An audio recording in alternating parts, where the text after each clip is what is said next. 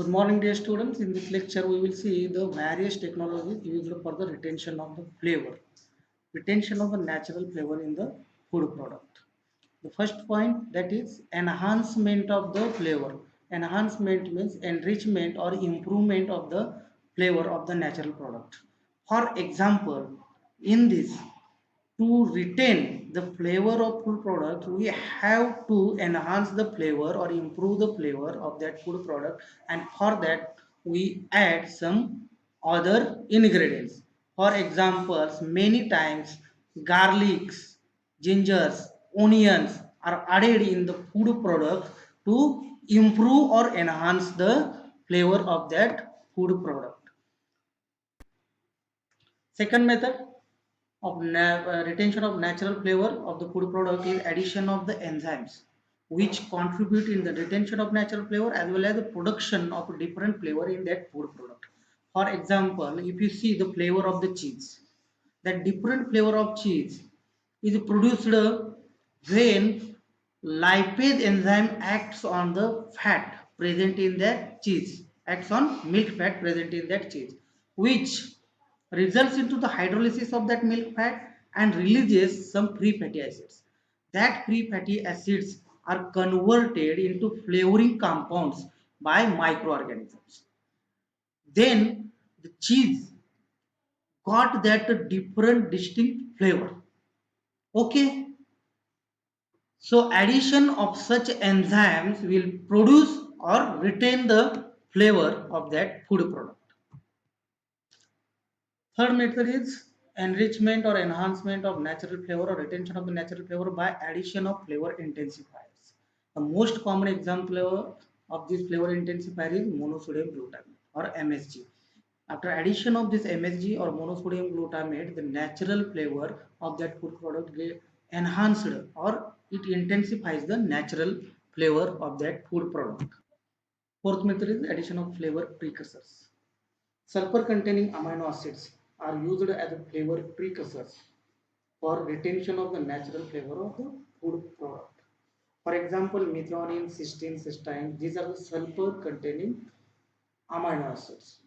These flavor precursors later on develops the different flavor of that food product after some interactions. That's why they are called as flavor precursors. Okay. The fifth method, that is addition of natural flavoring extracts in food products to retain the flavor of that food products or to enrich the flavor of that food products. These natural flavoring extracts are extracted from the natural source by using various technologies, and later on this flavoring extract again used in food product to retain the natural flavor of that food product or to give that flavor to the specific food product. Okay. Addition of synthetic flavors for retention or maintaining the natural flavor of the food product is one of the most commonly used method. For example, many times whatever natural flavor of that food product loses during the manufacturing or during the various stages of, so food manufacturers anticipates this loss of the natural flavor of that food product, and to maintain that natural food flavor of the food product, they add synthetically prepared flavor or synthetic flavoring components which are chemically prepared in the laboratories. Okay, these synthetic flavors are sometimes these synthetic flavoring components are sometimes identical to the natural flavoring components or give same or similar flavor, but sometimes this synthetic flavoring component is not chemically identical to the natural flavoring component but gives same or similar flavor. So this is the addition of the synthetic flavors is one of the most commonly used method in the industries for the maintaining the flavor of the food product. Then the retention of the processed flavors. Processed flavors means that which flavors develops in the food products after processing. That flavors are not naturally present in that food products. But during the processing, that different flavors are developed in the food product because that different type of flavoring components results of the processing. Okay, so to procure or to retain this natural processed flavor, we have to control that process. For example, caramelization. Caramel is the flavor which is the result of a caramelization process. Okay, so we have to control the caramelization process to get a proper and pleasant caramel flavor. Okay, so many times natural flavors of the food products changes due to the processing.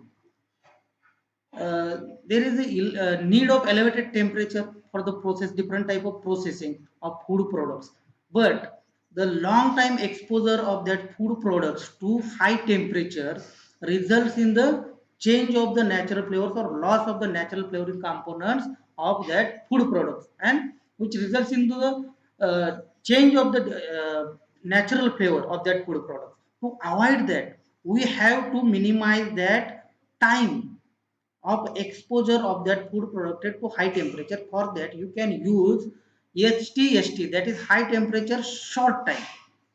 Okay, if you use LTHT, that is low temperature high time, then there will be the definitely loss of the natural flavor. So you can preserve sometimes somewhat flavor, natural flavor, by using HTST technology. Other technologies are also there. Sometimes if liquid food is there, you can concentrate that liquid food under the vacuum, which will restore the volatile components in some extent. You can go for the freeze drying also. Okay, in freeze drying, there will be more chances of retention, more means maximum chances of retention of a natural volatile flavoring components which are responsible for that natural flavor of that food components. Okay, then we will see recently developed technology which is nowadays used for the flavor retention, that is a micro encapsulation. We'll see what is the encapsulation or microencapsulation. Encapsulation is the technique by which one material or mixture of the material is coated with or within entrapped with or entrapped within another material or a system. The coated material is called as active or core material, and the coating material is called as a shell or wall material or carrier or encapsulant. Okay, this encapsulation can protect the flavors from other ingredients of the food products or other conditions like heat, moisture, acidity that causes sometimes degradation of that flavoring component.